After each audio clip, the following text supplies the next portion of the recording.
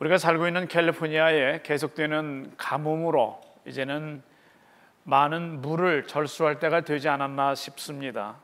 이럴 때마다 우리 인간이 할 수 있는 것이 아무것도 없어서 정말 하나님의 절대 주권이 무엇인지를 우리는 깨닫게 됩니다. 과학이 이렇게 발달했지만 왜 이렇게 캘리포니아에 가뭄이 있는가에 대해서는 아마 우리 문명의 발달로 인해서 탄소량이 증가하다 보니까 비구름을 몰고 오는 제트 기류에 그것이 영향을 미쳐서 그런 것 같다라고 하는 그 정도 분석만이 나오고 있을 뿐입니다. 캘리포니아가 지금 계속 가뭄으로 시달리고 있는 것이 무려 4년째라고 합니다. 1000년 만에 다시 찾아오는 가뭄이 아닌가 해서 그런 보도들도 있습니다만은 우리 캘리포니아에 1000년 전, 그러니까 서기 1000년쯤에 아주 극심한 가뭄이 있었는데 그때는 한 200년 정도 이어졌었다고 하는 이야기입니다. 그때는 캘리포니아 전체 주민의 수가 30만이었는데 지금은 3,800만입니다. 얼마나 많은 사람들이 물을 쓰기 때문에 더 많은 어려움이 있지 않을까.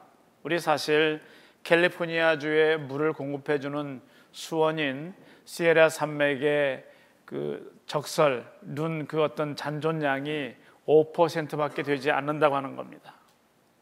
제리 브라운 주지사도 전 캘리포니아 주민들에게 물 사용을 좀 한 25% 정도 좀 절약해 주십시오라고 하는 행정명령을 내리고 있습니다. 아마도 우리가 미국 오면서 가졌던 푸른 잔디, 푸른 정원, 그리고 수영장의 꿈을 이제 좀 잠시라도 접어야 되지 않는가 그런 생각이 듭니다. 가뭄에 대해서 우리가 대처하는 방법들은 여러 가지로 소개가 되는데 무슨 화장실 변기에다가 물통에 벽돌 하나를 넣어놓는다든지 아니면 조금 내려가고 많이 내려가게 물이 바뀌는 그런 어떤 토일렛 용기도 있고요. 또 우리가 어떤 사람들 보도하는 거 보면 그 말씀드리고 있는 화장실 변기 위에 따로 물을 이렇게 쓰는 데가 있습니다. 그래서 거기에서 손을 씻는다든지 이런 허드렛 물이 다시 변기로 들어가서 그 물을 가지고 화장실에서 사용하는 뭐 이런 방법들이 지금 계속 나오고 있습니다. 우리에게 이런 내용들이 어떤 세상적인 법의 차원이 아니라 할지라도 우리 모두가 이렇게 힘들어하는 전략하는 해야 되는 그때는 우리는 크리스찬으로서 우리가 이 절수를 하는 일에 같이 동참하는 것은 우리에게 덕목에 해당이 됩니다. 그래서 우리가 이렇게 전 교회적으로 이 일에 동참하는 것은 먼저는 우리 자녀들에게 그들이 이 세상을 살아가면서 다른 어려움이 있을 때 크리스찬으로서 어떻게 대처하는지를 그들에게 알려주는 것이고, 또 우리가 또 한 가지 이점은 이러한 일들을 통해서 물이 조금이라도 우리 후손들에게 우리 주님 오실 때까지 계속 전달될 수 있어서 그들이 사용하는 것, 이런 장점이 그들에게 있을 것입니다. 그래서 그들이 우리 부모가 크리스찬이어서, 우리 부모가 예수를 믿는 사람이어서 우리가 이런 혜택을, 장점을 받고 있다라고 하는 생각을 갖는 것, 그것은 매우 중요합니다. 성경적으로 자녀들이 자기의 부모가 교인이라고 하는, 예수 믿는 사람이라고 하는 그런 환경에서 자라고 있는 자녀들이 갖는 특권이 무엇일까를 생각해 봅니다. 그런데 오늘 본문에는 1장부터 계속 되어져 오는 유태인과 이방인들, 이 부분들에 대한 비교가 나오는데 오늘 9절 상반절 말씀을 보게 되면 그러면 어떠하뇨? 우리는 나으뇨? Are we any better?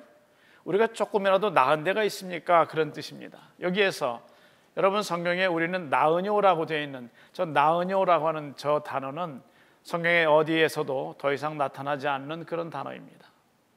이것은 우리가 수동태형으로 해석하면서 우리는 좀 나아지는가, 우리가 좀 나았다고 판단되어지는가, 이런 수동적인 의미를 가지고 있습니다. 그러나 우리는 이미 앞에 1장부터 오늘 3장 올 때까지 로마서의 말씀들을 통해서 우리 모두는 죄 아래 있음, 이렇게 결론은 일단 났었습니다. 그래서 우리가 오늘 말씀의 제목인 우리는 나으뇨라고 하는 그런 생각을, 설교 제목이지만은 여러분이 마음속에 가지고서 우리는 나으뇨, 나는 좀 나은가라고 하는 그런 생각을 가지고 오늘 말씀에 계속 들어보시기를 바랍니다. 이 세상 사람들을 분류하는 방법이 두 가지가 있는데, 성경적으로는 하나는 은혜 아래에 있는 인간들, 또 하나는 죄 아래에 있는 인간들, 이 두 부류로만 나눌 수가 있습니다. 설교하는 목사가 이렇게 보게 되면 설교 시간에 교인들은 두 부류입니다. 말씀을 듣는 교인과 졸고 있는 교인, 둘로 나눌 수 있습니다. 성경은 어떤 사람이 선한 사람인가, 그가 정말 좋은 일을 행했는가, 얼마나 존경할 만한 사람인가, 그 부분에 대해서 거의 관심하지 않습니다. 오직 성경은 모든 사람이 죄 아래에 있느냐 은혜 아래에 있느냐, 이 둘로만 성경은 우리에게 말씀하고 있습니다. 기독교는 마찬가지로 우리를 소개할 때 그렇게 상세한 소개를 하지 않습니다. 그가 성경을 어디까지 읽었는지, 얼마나 많은 시간을 들여서 성경을 연구하고 기도하는지, 이런 부분에 대해서 그렇게 소개하지 않습니다. 다만 우리가 하나님께 속한 사람인지 세상에 속한 사람인지, 그 두 가지만 가지고서 기독교는 우리를 소개합니다. 우리 모두는 우리의 의지와는 관계없이 아담의 후손으로 태어났기 때문에 그들이 에덴 동산에서 지은 죄로 인해서 우리는 죄 가운데 출생했습니다. 이것은 하와가 하나님의 명을 어기고 선악과를 딴 것은 우리 인류 역사에 있어서 가장 불행한 역사가 아니었나, 그런 생각합니다. 그렇지만은 그 죄 중에 태어난 우리라 할지라도 살아가면서 하나님의 말씀대로 살아갈 수 있는데, 그런데 우리 인간들은 선한 삶을 살아가는데 그리스도인이 아닐 수 있습니다. 크리스찬으로 살아갈 수 있는 올바른 방법을 성경은 말씀하는데, 그것은 고린도전서 15장 22절에 나와 있습니다. 아담 안에서 모든 사람이 죽은 것 같이 그리스도 안에서 모든 사람이 삶을 얻으리라. 이제 우리는 우리의 신분이 밝혀졌습니다. 우리 아이디가 이제는 다 공개가 됐습니다. 아담 안에서 모든 사람이 죽은 것 같이, 우리 아이디는 저것이었었는데 이제 우리 아이디가 바뀌었는데, 그것은 뭐냐면 그리스도 안에서 우리가 모든 사람이 삶을 얻으리라. 이 속에 우리의 정체성이 들어 있습니다. 그런데 오늘 말씀 속에서 계속해서 되어지는 사도 바울의 논증을 한 5가지 정도로 찾아볼 수 있는데, 그 5가지를 간략하게 먼저 소개하겠습니다. 첫 번째로는 죄의 보편성에 대해서 말하고 있습니다. 그때 당시 이들의 문화 속에 경건한 어떤 무리들을 향해서 의인이라고 부르는 그런 일이 있었습니다. 그렇지만은 성경은 어떤 사람도 죄인이라고 하는 정의를 피해 나갈 수 없다고 성경은 말씀합니다. 그래서 이 모든 죄는 우리 모두에게 보편적으로 임하고 있는 어떤 조건 같은 것입니다. 두 번째 논증은 죄의 결과가 우리의 모든 삶을 주도하고 있다고 하는 겁니다. 죄의 특성은 적은 죄든지 큰 죄든지 아주 남이 무시할 만한 그런 죄라 할지라도 죄가 우리 속에 들어오게 되면 화면에 보시는 것처럼 우리의 모든 생활을 그 죄가 주도하게 된다고 하는 겁니다. 그래서 죄의 특성은 우리의 모든 존재를 결국 타락하게 만듭니다. 생명이 없는 건물의 경우에는 넓은 건물이 있으면 한쪽이 좀 무너지고 있을 때 다른 쪽을 좀 받쳐서 우선 사용할 수는 있을 겁니다. 이태리 토스카나에 있는 피사의 사탑은 1173년에 착공되었지만은 건축하면서 계속 이 탑이 기울기 시작해서 무려 11,500톤에 달하는 그 무게가 지탱하지 못하고 계속 기울어지는 상태에서 계속 이 탑을 보수하면서 2001년까지 마친 보수 공사를 통해서 이제는 기울어지는 탑의 반대쪽에 무게 중심을 잡아서 5.5도로 기울어진 상태에서 더 이상 피사의 사탑은 기울어지지 않고 있다고 합니다.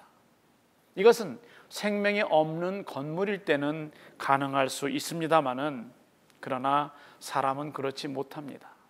우리 속에는 많은 분량이, 많은 부분이 영성이고 하나님과 교제할 수 있는 그런 부분이라 할지라도 우리 속에 조그만 죄가 들어오기 시작하면 그것이 점점 자리를 잡고 말씀처럼 우리의 모든 생활을 그 죄가 기분 나쁘게도 주도한다고 하는 사실입니다. 척추 수술을 전문으로 하는 의사가 하는 이 강의를 들어보았습니다. 그분의 이야기는 뭐냐면은 인간의 척추가 이렇게 좀 똑바로 돼 있는데, 물론 옆에서 보면 약간 S형이지만은 그 똑바로 서 있어야 되는 척추가 약간 기울어져 있을 때에 그것을 바로잡지 못하면 이 상태로 남은 여생을 살아갈 확률이 높다고 하는 거죠. 우리를 하나님 앞에 바로 신앙생활하게 하다가 어떤 죄가 우리를 끌고 들어가서 우리가 죄를 짓게 되면 그 죄로 인해서 우리가 회개는 할 수 있지만 죄로 인해서 바뀌어진 어떤 생활 패턴이 계속해서 우리를 그쪽으로 끌고 가는 겁니다. 이쪽으로 가니까 쾌락이 있더라, 즐거움이 있더라, 이쪽으로 가니까 더 좋은 교제가 있더라. 그래서 우리를 계속 그쪽으로 끌고 가는 겁니다. 그러므로 우리는 할 수만 있다면 처음부터 아주 작은 죄를 할지라도 짓지 않는 것이 가장 좋은 최선의 방책입니다. 오늘 말씀의 세 번째 논증은, 우리는 그러나 비극적으로도 성경에 대해서 우리는 눈이 멀었다라고 하는 겁니다. 이건 유대인들의 그때 당시 상태를 말하고 있습니다. 고린도후서 3장 13절부터 16절의 말씀이죠. 우리는 모세가 이스라엘 자손들로 장차 없어질 것에 결국을 주목치 못하게 하려고 수건을 그 얼굴에 쓴 것 같이 아니하노라. 그러나 저희 마음이 완고하여 오늘까지라도 구약을 읽을 때에 그 수건이 오히려 벗어지지 아니하고 있으니 그 수건은 그리스도 안에서 없어질 것이라. 오늘까지 모세의 글을 읽을 때에 수건이 오히려 그 마음을 덮었도다. 그러나 언제든지 주께로 돌아가면 그 수건이 벗어지리라.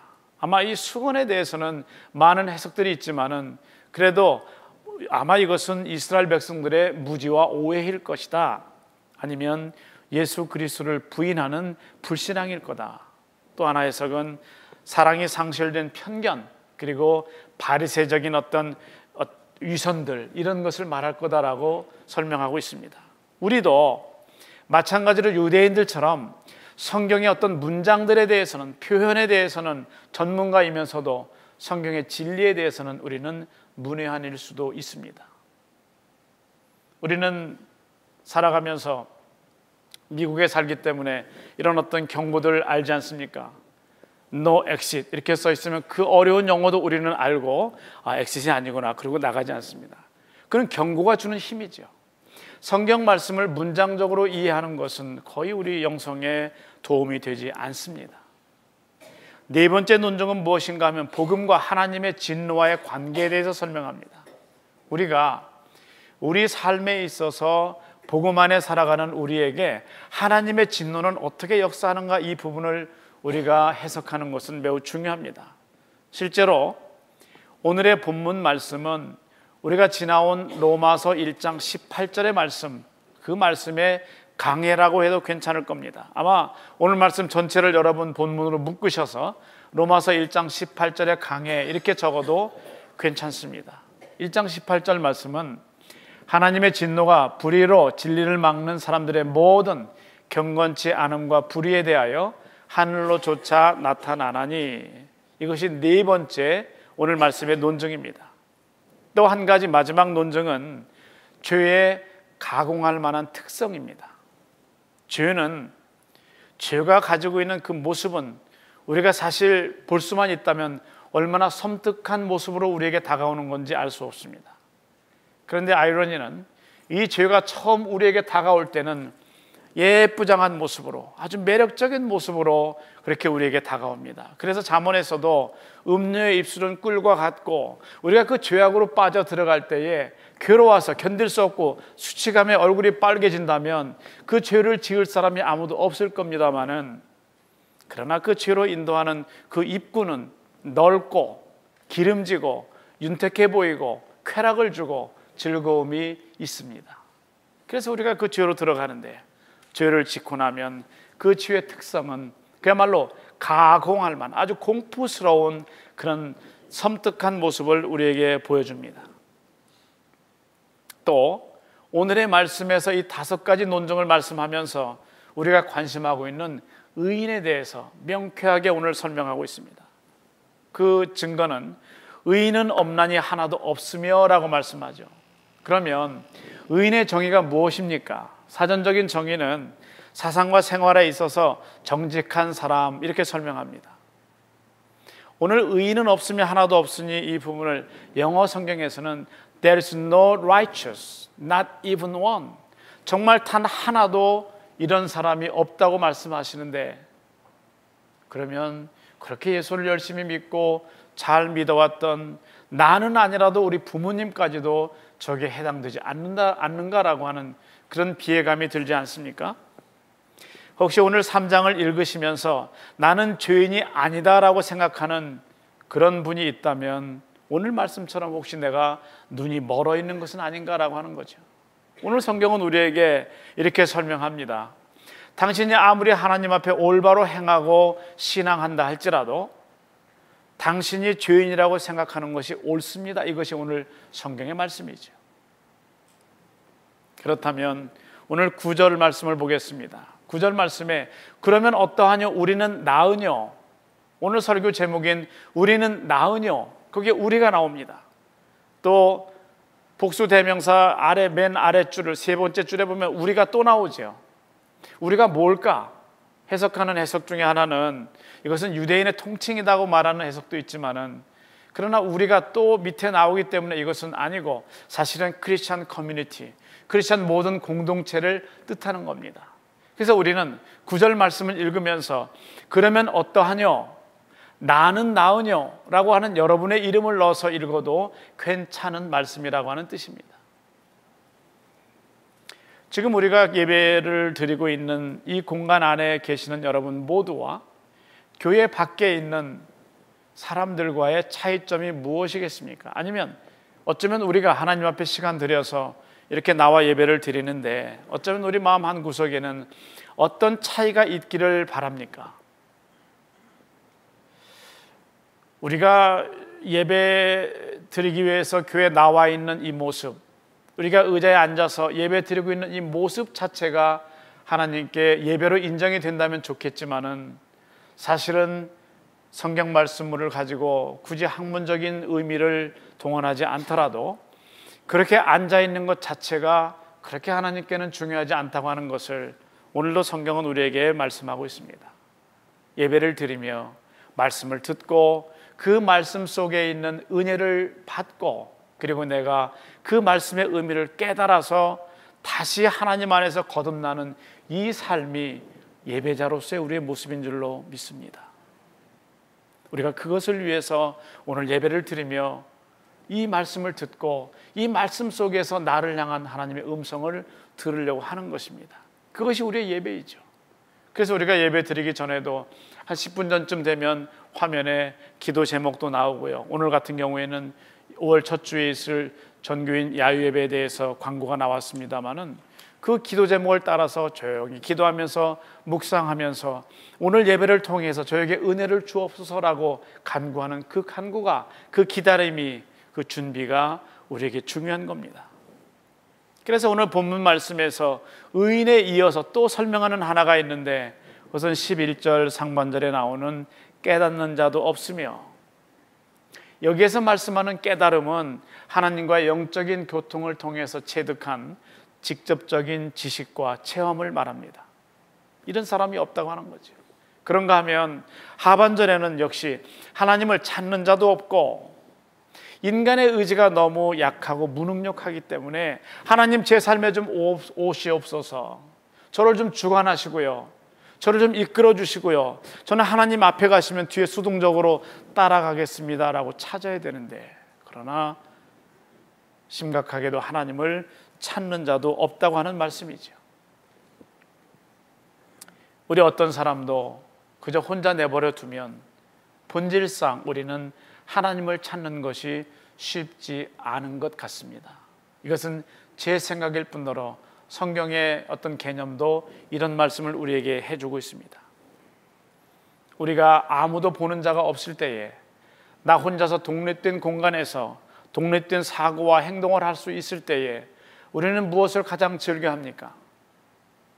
저는 우리 젊은 젊은이들이 우리 선조 율곡이의 생각을 잘 요약해서 그래서 그것을 세계 철학계에 좀 소개했으면 참 좋겠다 이런 생각을 늘 합니다. 율곡이의 생각은 아마 키엘케고르의 생각에 버금가는 어쩌면 더 위대한 그런 생각일 수 있습니다. 그 많은 생각 중에서 수호지심 같은 경우에도 이것은 내 잘못을 부끄러워하고 그리고 남의 잘못을 미워하는 수오하는 그런 마음이 우리 속에 있어야 된다고 하는 거죠. 공자는 마을 사람들 중에서 선한 사람들도 나를 좋아하고 악한 사람들도 나를 좋아하면 그것은 나에게 부끄러운 일이라고 말하고 있습니다. 많은 선한 사람들이 나를 좋아하는 것 좋지만은 이번에는 또 악한 무리에 갔더니 그 사람도 나를 좋아하는 것은 당신 성격 좋습니다, 사회성 좋습니다, 이런 차원이 아니라고 하는 거죠. 같은 맥락에서 사실은 우리가 예수를 정말 정직하게 잘 믿어가면 때로는 종종 가끔 예수 믿지 않는 사람들로부터 우리는 배척을 당할 때가 없지 않습니다. 여러분 그렇게 생각하십니까? 우리가 예수를 정말 하나님 안에서 올바로 믿어가면 예수 믿지 않는 사람들, 소위 세상에 속한 사람들은 가끔 우리를 싫어할 수 있습니다. 가끔 우리를 손가락질할 수 있습니다. 그리고 점점 우리와 교제가 멀어질 수 있습니다. 그 외로움을 참지 못하고 다시 세상으로 나가지 마시고 이제는 믿는 사람 안에서 되어지는 그 교제가 우리 교우들 안에서 계속 이어지기를 바랍니다. 그래서 우리는 우리 안에서 하는 그 교제를 친교라고 말하지만 그것은 사실은 펠로우십이라고 번역할 수 없는 굳이 코이노니아라고 번역해야 되는 그 친교가 펠로우십이죠. 그 펠로우십이 우리 안에 있을 때에 저 사람이 이런 말을 하면 그대로 믿을 수 있고 저 사람이 그런 행동을 해도 그대로 봐줄 수 있는 것입니다. 그렇지 않을 경우에는 그 사람이 이런 말을 하면 이 사람이 왜 이 말을 했을까 돌려보고 돌이켜보고 생각해보고 머리를 빙빙 돌려보고 그러지 않아도 되죠. 세상 사람과 하나님의 사람들이 구분이 되지 않기 때문에 우리 머리가 그렇게 복잡한 거죠. 사실은 하나님 안에서 하나님 믿는 사람들이 올바로 교제해 나가면 그 교제는 단순할 수 있고 그 말도 단순하게 해석할 수 있고 그 행동도 그저 단순하게 눈에 보이는 대로 받아들일 수 있습니다. 갈라디아서 1장 10절 상반절에 이제 내가 사람들에게 좋게 하랴 하나님께 좋게 하랴 사람들에게 기쁨을 구하랴. 교회를 섬기는 목사로서 가끔 이런 생각이 들 때가 있습니다. 어떤 일을 할 때에 결정할 때에 내가 사람들에게 좋게 하랴 하나님께 좋게 하랴. 저는 당연히 하나님께 좋게 하랴에 서 있어야 되는데도 불구하고 종종 제 의지가 흔들릴 때가 없지 않습니다. 심지어 우리의 자존심을 구기게 만드는 성경 규절을 또 소개해드리면 이사야 64장 6절 상반절입니다. 대저 우리는 다 부정한 자 같아서 우리의 의는 다 더러운 옷 같으며. 우리가 주일에 교회 나올 때는 굳이 새 옷이 아니라도 가장 정갈한 옷으로 깨끗하게 갈아입고 나오지 않습니까? 더러운 옷이 있는데 그 옷을 또 꺼내 입는 사람은 아마 없을 겁니다. 특별한 경우가 아니면 내가 좀 험한 일을 해야 되기 때문에 잠깐 옷을 입고 차라리 세탁을 하자 그런 경우 아니면 아닐 겁니다. 아마 이 캘리포니아의 가뭄이 한국에는 더 심각하게 보도된 것 같습니다. 저희 아버지가 전화하셔가지고 세수할 물은 있는겨? 이렇게 물으셔가지고 아버지 그 정도는 아니에요 그랬습니다. 세수하죠. 더러운 옷은 빨아입죠. 더러운 옷을 그냥 입고 나오는 사람은 없는데 우리가 다 부정한 자 같아서 하나님 앞에 올바로 서지 못하면 영의 눈으로 보면 우리는 다 더러운 옷을 그냥 입고 어제 입었던 옷보다 더 더러워진 옷을 또 입고 있는 그런 모습이라고 하는 이런 고발이 성경 말씀입니다. 이왕 이렇게 다 들켜버린 마당에 이 말씀으로 인해서 우리 존재가 저렇게 정의가 된다면 이젠 차라리 그냥 막 나갈까 이런 생각 들지 않나요? 사람과 사람 사이도 그렇지 않습니까? 부부간에도 처음 말을 상처 주는 그 첫 언어가 중요하죠. 그래서 어느 지경까지 상처를 주는 그 지경의 언어를 하게 되면 그 다음에는 좀 사이좋게 지나다가도 다시 화목이 깨져서 서로 이렇게 아규를 할 때는 전에 갔던 그 지점에서 출발하는 것은 얼마나 쉬운지 모릅니다. 전혀 아닌 것처럼 여러분 그러고 계시지만 저는 다 압니다. 우리가 하나님께서 어차피 우리의 의는 다 더러운 것 같으며라고 말씀하셨는데 이왕 이렇게 들켜버린 것, 그렇지만 우리는 막 살 수는 없지 않습니까? 우리는 예수 믿는 사람으로 하나님 섬기는 하나님의 자녀들로서 우리가 이왕 하나님 앞에 저렇게 들켰다고 하지만 그래도 그냥 막 살아갈 수는 없지 않겠습니까? 그것이 오늘 우리의 노력이죠. 그리고 그것이 오늘 우리 내 마음속을 짓누르고 있는 과제 같은 겁니다. 그래서 오늘 이어지는 13절, 14절 말씀에서는 말로 짓는 죄에 대해서 혀로는 속임을 베풀며, 사실은 속임을 베풀며라고 하지만 저 말씀의 원어적인 뜻은 부드러운 혀라고 하는 그런 뜻이죠. 부드러운, 아주 매우 부드러운 거죠. 뱀이 숲속에서 먹이를 향해 달려갈 때에 아주 나무 사이사이를 소리 안 내고 얼마나 부드럽게 갑니까?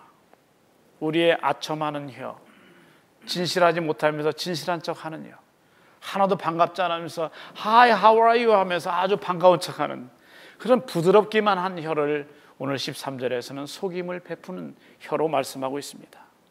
더 이상 하나님이 우리에게 주신 입술로 죄를 짓지 않는 우리가 되기를 바랍니다. 우리가 입술로 서로 격려하는 것이 중요합니다. 이런 이야기를 읽었습니다. 미국에 늦게 이민 온 부부가 있는데 그 부부가 열심히 살아갑니다. 정말 잠 못 자면서 열심히 노력해서 이제 조금씩 자리를 잡아가는데 그 누님이 이제 그를 초청한 거예요. 그래서 미국에 오게 되었습니다. 뭐 고생하는데 남편 입장에서도 그렇지 않습니까?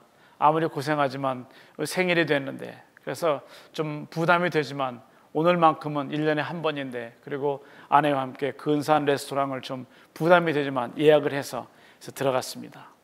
그래서 이렇게 좀 자르고 있는데, 근데 하필이면 거기에 그 누나가 들어왔어요. 누나가 하는 말이 그냥 대뜸, 야 니네가 벌써 뭐 여기 이런 데로 오고 그래? 이렇게 말을 한 거예요. 그 말 한마디가 상처가 돼서 그 둘이 더 이상 보지 않게 됐다고 하는 그런 이야기를 읽었습니다. 우리 입술은 살리기도 하고 죽이기도 하는 그런 권세가 있습니다. 바라기는 여러분의 입술이 살리는, 일깨워주는, 그리고 죽은 것을 일으켜주는, 넘어진 사람을 세워주는 그런 입술이 될 수 있기를 바랍니다. 그 입술은 속임을 베푸는 입술이 아니라 진실을 말하는, 살리는 생명의 입술이 되는 겁니다. 하나님의 선을 위해서 살아야 되는데 과연 무엇이 선일까? 하나님의 영광을 위한 것을 우리는 선이라고 말할 수 있습니다. 과연 이것이 내가 이렇게 하는 것이 옳은가 그렇지 않은가? 내가 이렇게 말하는 것, 내가 이렇게 결정하는 것, 내가 그렇게 행동하는 것이 옳은가 그렇지 않은가를 결정하는 가장 중요한 시금석은 하나입니다. 하나님의 영광이죠. 내가 이것이 좀 부담되는 것 같고 그 사람에게 좀 마음속에 상처가 될지 모르지만, 그러나 이것을 통해서는 하나님의 영광이 궁극적으로 드러난다면 우리는 그것을 행하는 것이고 그것을 우리는 선이라고 말하는 겁니다. 그것이 성경 말씀이죠. 바라기는 여러분의 이후로 살아가시는 삶 속에 오늘의 말씀처럼 계속해서 나를 고발하는, 우리는 나으뇨라고 하는 질문이 여러분 속에 있기를 바랍니다. 여러분에게 마지막으로 다시 한번 질문하겠습니다. 우리는 나으뇨? 기도하겠습니다. 하나님의 은혜를 통해서 저희들이 변화되게 하시고 각박한, 성경 말씀대로 악하고 음란한 이 세상을 살아가면서 말씀으로 인해서 저희들이 인도될 수 있도록 도와주시기를 간절히 원합니다. 우리는 나으뇨라고 하는 말씀에 대해서 온 내 자신을 들켜버린 것처럼, 때로는 성경 말씀 때문에 내 자존심이 상하기도 하지만 그것이 오늘의 내 현 주소인 것을 생각하며 하나님 말씀대로 살아갈 수 있는 저희 될 수 있도록 불쌍히 여기셔서 은혜를 내려 주시옵소서. 예수님의 이름으로 기도드리옵나이다. 아멘.